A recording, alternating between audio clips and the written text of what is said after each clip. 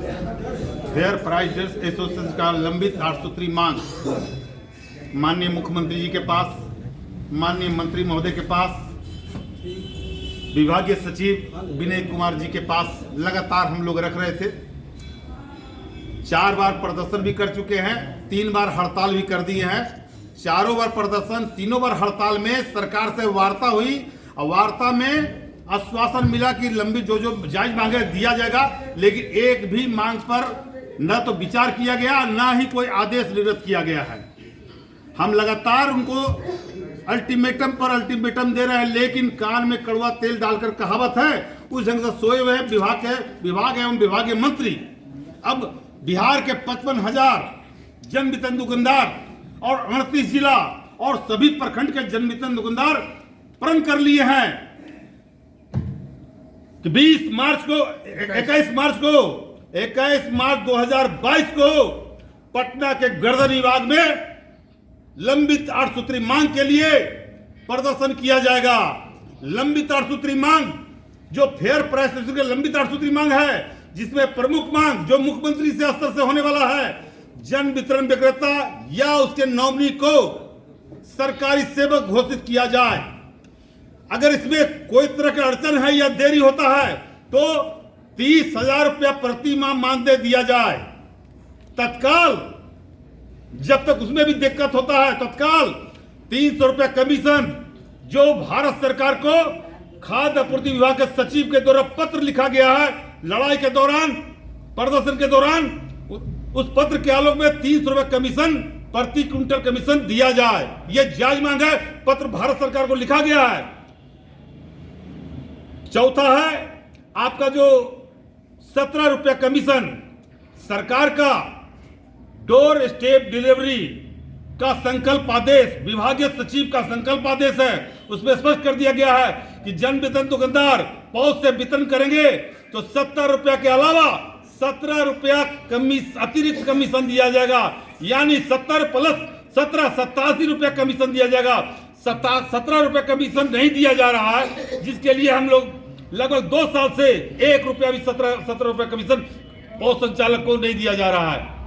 ऐसी परिस्थिति में मुख्यमंत्री के ये स्तर का मामला है, जो कर सकते हैं, जो अधिकार है वो दे सकते हैं, नहीं दे रहे हैं। विभागीय स्तर से हम लोग पहले से मांग था जन वितरण विक्रेता को साप्ताहिक छुट्टी दिया।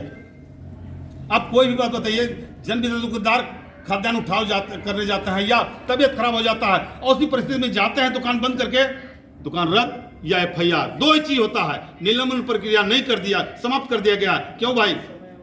छोटी छोटी गलती के लिए निलंबन प्रक्रिया होना चाहिए।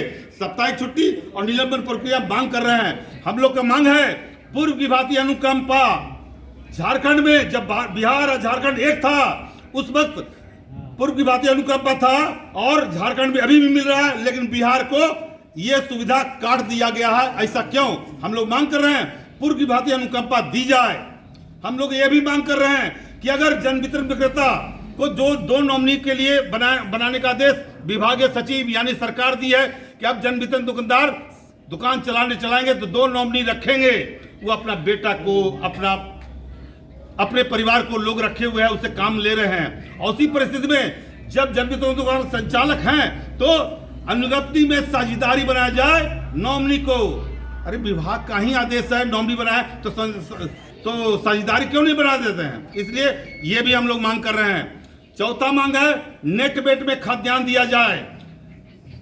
राज खाद्य निगम से सड़ा हुआ चावल दिया जाता है, सड़ा हुआ चावल दिया जाता है और उसके लिए मांग कर रहे हैं कि अच्छी किस्म का चावल दिया जाए और नेट वेट वजन के साथ दिया जाए। डोर स्टेप डिलीवरी में स्पष्ट आदेश है कि जन वितरण विक्रेता के दुकान पर खाद्यान्न पहुंचाया जाएगा, अब वो भी वेइंग मशीन से तौल कर दिया जाएगा। लेकिन राज खाद्य निगम के बिहार के किसी भी गोदाम में तौल कर नहीं दिया जाता है, एवरेज पर दिया जाता है, वो भी 51 से 52 किलो के एवरेज मान करके दिया जाता है। कुल मिलाकर प्रत्येक डीलर को कम से कम 5 से 6 प्रत्येक बोरा में 50 किलो बैग में 5 से 6 किलो कम वजन रहता है। अब हमको नेट वेट में खाद्यान्न वितरण करने के कहा जाता है। ऐसी परिस्थिति में आप जब नेट वेट में दीजिएगा तभी ना आप नेट वेट में मांगिएगा। मैं मांग करता हूं जन वितरण दुकानदार अब ऑनलाइन व्यवस्था है, ऑनलाइन के द्वारा खाद्यान्न वितरण होता है, लाभुकों का थंब से दिया जाता है, ऑनलाइन भी जांच होना चाहिए। अब स्टॉक रजिस्टर का